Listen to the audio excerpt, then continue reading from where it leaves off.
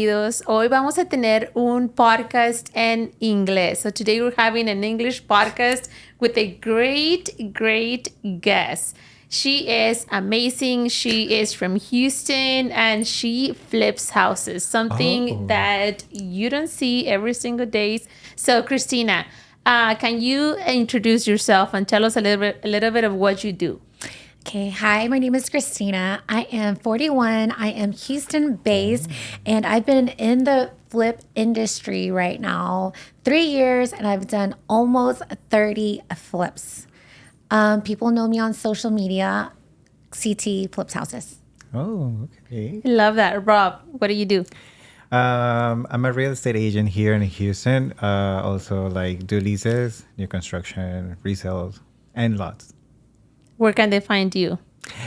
The agent Rob 4 in all my social medias, TikTok, Instagram, and Facebook. And my gracious manager. Yes. Well, Floyd already introduced me as your gracious host of the HBR podcast as well. I am a manager here at Lionsgate Realty. You can find me on Instagram as Giovanni East HTX. So today I want to really talk about a little bit from Christina's perspective on how her flipping journey has been. It's still a learning process. Like I said, I've just been in the game for 3 years. So everything is still new to me, even though I've done the amount that I've done. Being present on the social media, networking with new people, learning so many different strategies, learning systems. It's still a lot to learn. Every deal's different. It's challenging. And I think right now my challenging part is people. People, for sure. I feel like I tell people I have 20 different personalities because I deal with 20 different people. So I have to maneuver through people's mindset to accomplish what I want. So, yeah. How challenging has it been for you as a woman to be in a business that is, I honestly see it as mainly like just the flipping side. I think it's mainly dominated by guys, by men. So one difficult challenge is not only they're men, a lot of the people that I deal with are Latino, right? So the language is the language for sure, and Google Translate is not always I love it. No. exact. It's like so the communication is a lot more difficult. Dealing with a man, you have to know how to speak to a man, right? And being a woman, it's like, how do I dictate a man if I don't know how to paint, but I'm telling this painter how to paint, right? So it's always about like communication. And I try my best to let them lead the way, right?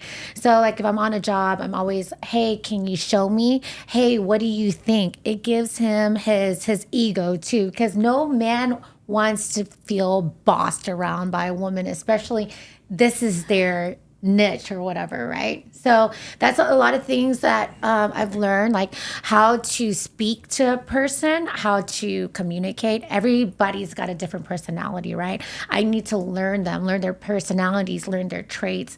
So yeah, it's a lot. I bet. I think Giovanni and I the other day were having a conversation in regards to that it's just like for a woman to be a boss on top of a Latino guy, I feel like it's very challenging because, I mean, we're all Latinos in here, basically.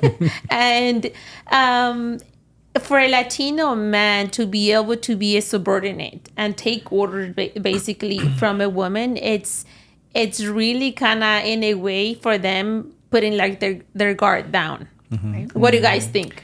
Well, to me, it's like, how can I say it to be inappropriate? Because I know that it's a touchy subject because it's like culture thing that we have. Like even the sexuality is another subject that I can touch when it comes to like being manly and stuff like that. It's a little bit hard to like get into the business, like how you're saying it's a lot of men and it has to be like the macho and you can do this. And it's like, yes, I can do it. I can do that a little bit better than you. So when you do that, and just starting like showing your skills and everything is like kind of like they feel down, and it's something that is hurt the ego.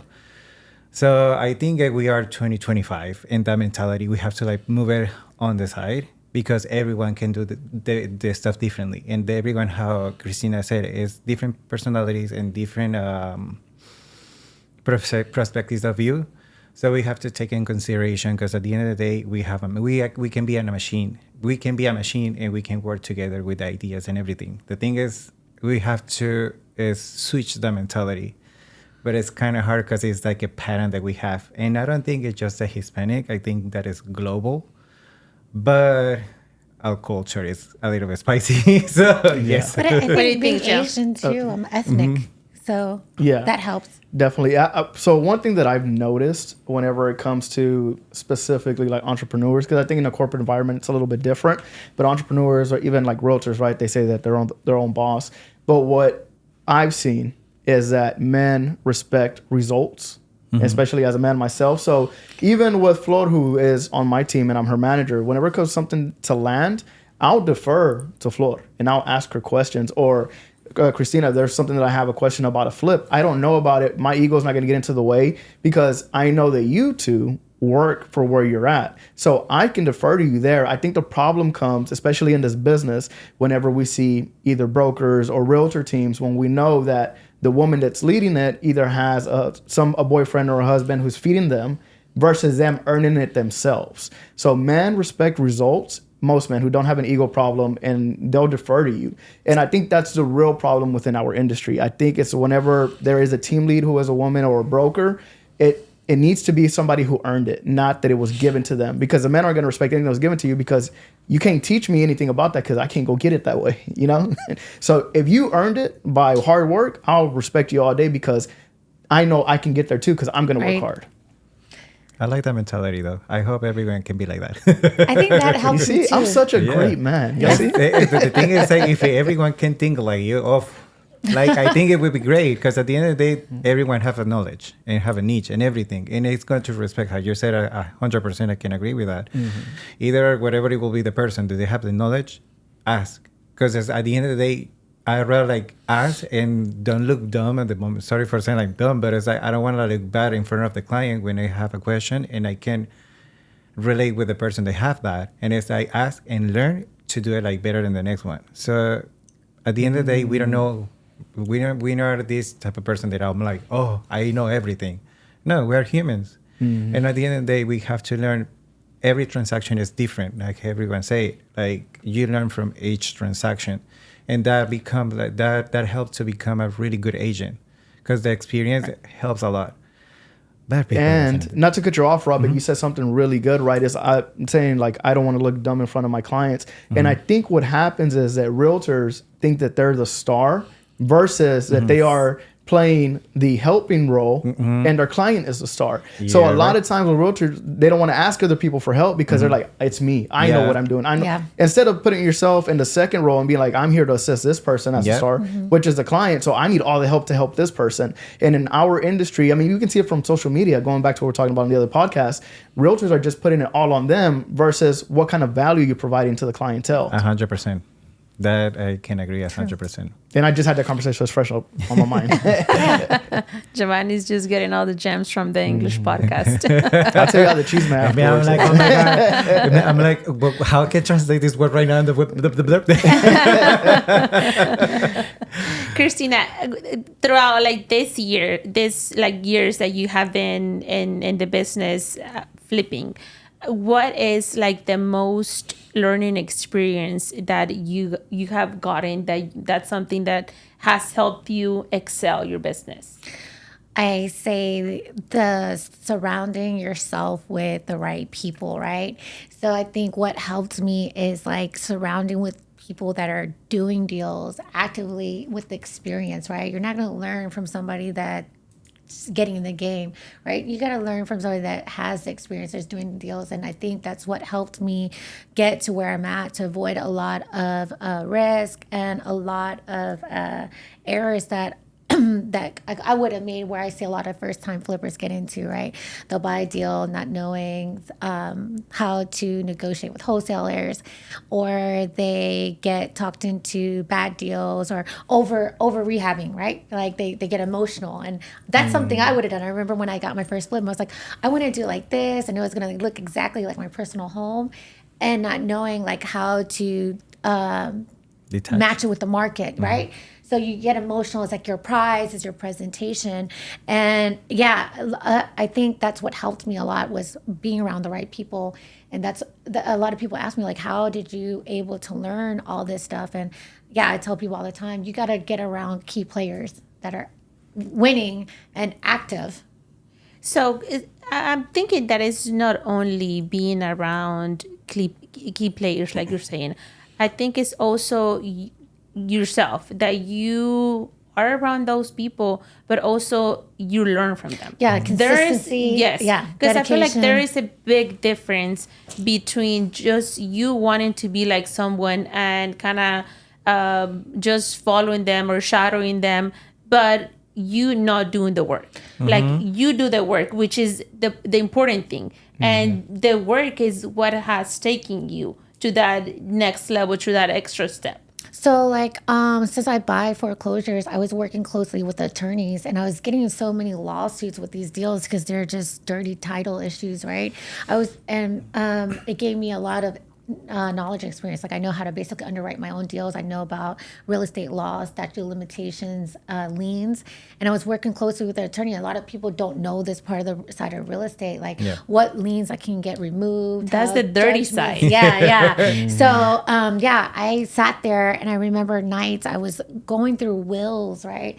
Deals that were like so many errors. I'm like learning about real estate law and how probate works. And man, so many people that have these deals, they give up because they just want the easier. They don't have the knowledge. But I know so much about real estate laws that so many people are like, wow, how did you know that? I'm like, I worked closely with attorneys because I was getting through challenges with the foreclosure deals, with the title issue. So I know I'm like my own title girl. So that's awesome. basically what sets you apart from all the other flippers. I feel like all these flippers nowadays, they just see the profit. They just want to see like, hey, I got a check and an easy check. But they don't see like the process behind all of that in situations like this. Because I feel like all of these good deals are off market, not necessarily have to be in the market. And that's where the real problems like arise. Yep. So I focus more for a while now. I was buying deals like pre-foreclosure, right? People in financial distress. I've dealt with like, let's say one story I remember, the lady, her husband died 2 years ago or whatever, and she had 2 teenage boys, and she's a school teacher, so she didn't make much, and she was fighting cancer. So she could not afford her home, and we did like a JV with her. She got $100,000 at the end of the deal. I got 80, but I was like feeling kind of uneasy because I was like, I feel like I kind of made more, but I took all the risk, right? I got her out of her situation. She was facing foreclosure, and she made $100,000. She hugged me and cried. And that's like so many of these deals, people don't know like all the stuff, all the moving parts behind it, and how many people are involved. Not only like providing jobs for the community, because there's so many people in roles, right? Your contractors, the title company, lenders, so many people are getting paid off a deal, your realtor, and then the seller, right? An investor, because people were like, oh, you're making all this money. I'm like, there's so many people involved in the deal, and you don't know every deal, deal for deal has a story. Yes. Every background of the deal. And then how do you handle, like personally, because I had this conversation with one of my realtors about either removing themselves emotionally from the deal or being able to take that stress from the client and put it on themselves and holding on to it until the deal closes. Like, how do you personally deal with the chaos and the messiness of being in flips and real estate in general, like you personally? Man, I just honestly, I've learned so much patience. Patience is the thing. Sometimes letting go, like sometimes not talking back, keeping things to yourself. I do see a lot of emotions. When I'm dealing with the homeowners, you see all different type of stories. I've had a homeowner. I think I had talked about it. It took me three months to close on the deal. But she cussed me out at the beginning. She was like, I'm going to call the cops. You're harassing me. To the very end where it was like, do you like Clase Azul or red wine?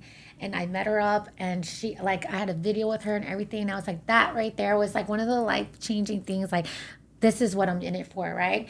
Not only like I have investors, which are this is my private circle, my friends. And my friends win with me. Then it's situations like that where you help a homeowner get out of tough situations and stuff like that.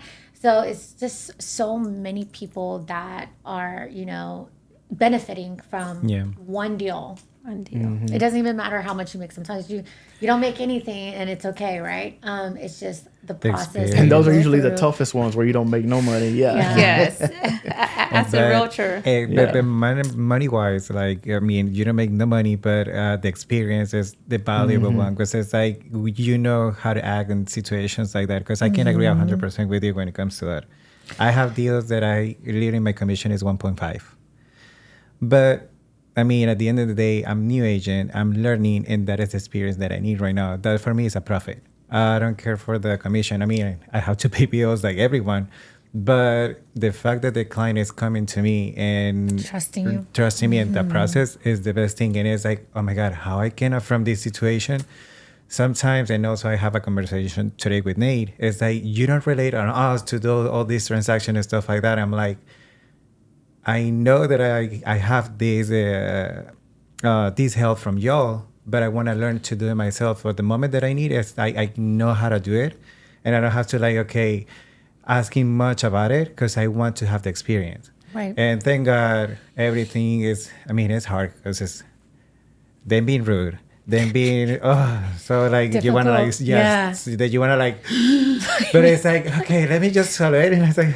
Yeah, Yeah, but right. I feel like that about what you're saying, Rob. I feel like it's. I mean, yes, even though you're doing like things on your own and trying to do things on your own, and pretty sure the same as on the flipping side, it's obviously great to feel like you have that backbone, somebody that is there to support you. Like in our case, our broker, that no matter what, if we either do good or do bad, I mean, they put their hands in the fire for us. So, and I'm pretty sure it's the same like on the flipping side, like whenever you started knowing that probably there was like a hand in there, like leading your way and trying to like help you out, mentor you. I'm pretty sure it's very important, like also for your business in general. Yep. Like, did you have someone like for you, Christina? Yeah, I did. I paid someone to get in to give me the knowledge. That's how I got ahead, and I partnered up with them. So how that experience went for you? Oh, I wouldn't be here today without that. To be honest, I would not be here. And so many people don't realize how important that is to like either partner up with somebody or use a mentorship. I tell people this: you can watch free videos and YouTube videos, read books all day, right? There's a reason why you pay somebody as a professional. Like you go to college, you pay a professor, right? Because you need to learn the academics. You hire a fitness, like I have a personal trainer. You hire them because I want your body. Show me how to get there. I want to replicate that. You give me the blueprint, right? That's what you're paying for. And I feel like, yes, you can learn it yourself. How fast are you going to learn it? That. Let me ask you this. What make you, or what help you choose the right mentor? Oh, Because I mean, there's a bunch of scammers out there. So I am a big risk taker, sometimes too much of a big risk taker. And I think I was I was watching his life. Okay. So, and there is a lot of scammers out there, right? So people are renting luxury cars and everything could have been Yes. fake. I watched his life. Okay. And he was, I think like a lot of people probably watch me. I want that. Okay, they're going on trips. I want that. Okay, I want that $5,000 dinner he just posted, right? The watch, the car. Okay, I want that. And I just kept watching and watching. And, thankfully, I didn't get scammed, but I do see a lot of that on the internet. It's a lot of internet scams, but lot. luckily that didn't happen to me. But that's what made me pull the trigger. And he was posting his deals, posting how much he's making. And I was like, okay, what do I need to do? I have this $50,000. I watched for about 3 months, and I was like, I'm going to do it.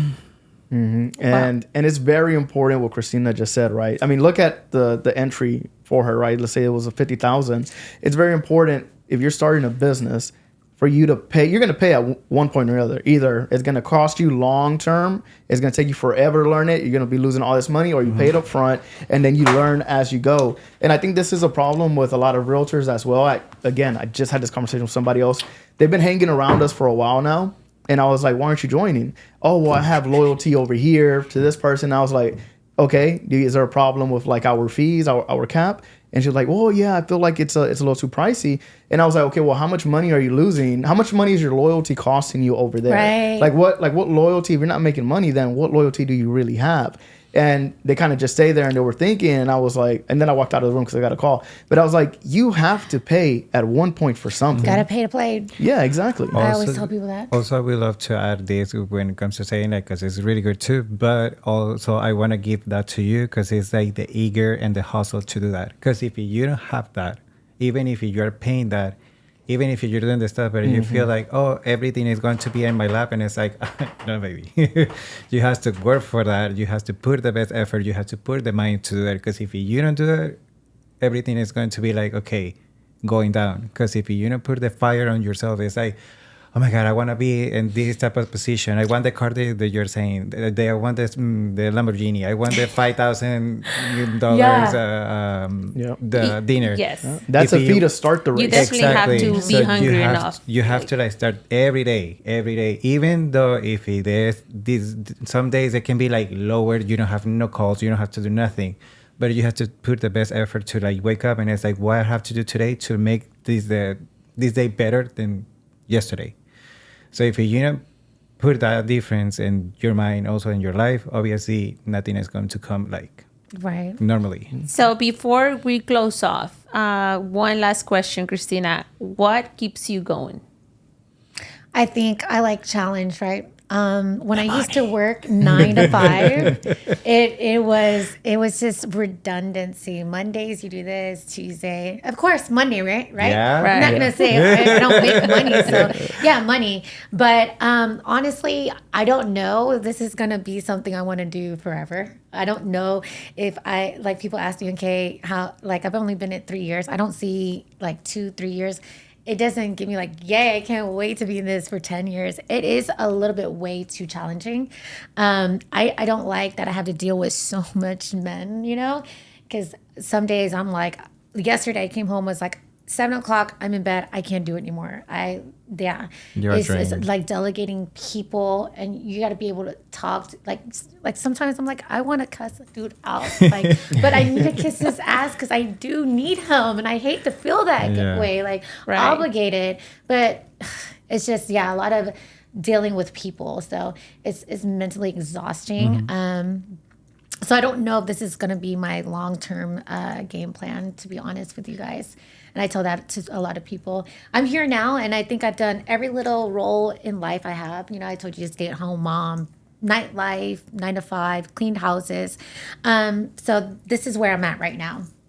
So I think you can get a puppy that can help you. yeah. Yeah, the puppy is like, hey. I love it. I really love how transparent you are and how honest you are. I feel like everyone that Motivate. it's in a really good position in life, like you are yourself, they tend to sugarcoat everything and make it seem like, oh my God, everything is great and I just make money. And I mean, we all know it's not like that. Yeah, I don't want to be like these other guys. Real estate forever. Oh, get real estate wealth. I love mean, for a woman, I feel like in the flip game, it's just a lot, It's a lot.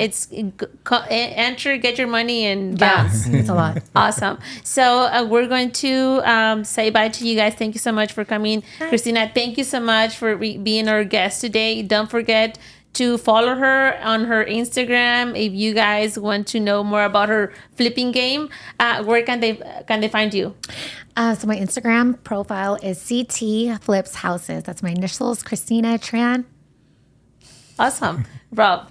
And all my social medias like the Agent Rob 4. And yeah. Jill.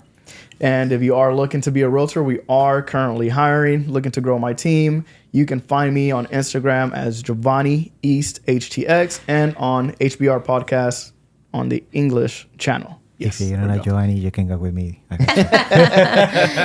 Thank you so much for joining. If any one of you would like to be part of our podcast or become part of our company, hit us, send us a DM, send us a direct message, and we'll be happy to assist you until next time. Also en español también, si se En necesita. español también. Yes. Un poquito. Y'all don't got no Asian people that work here? We had one. Oh. We're done. We're What's done. his Get off name? that. He opened a retail company. Y'all need an Asian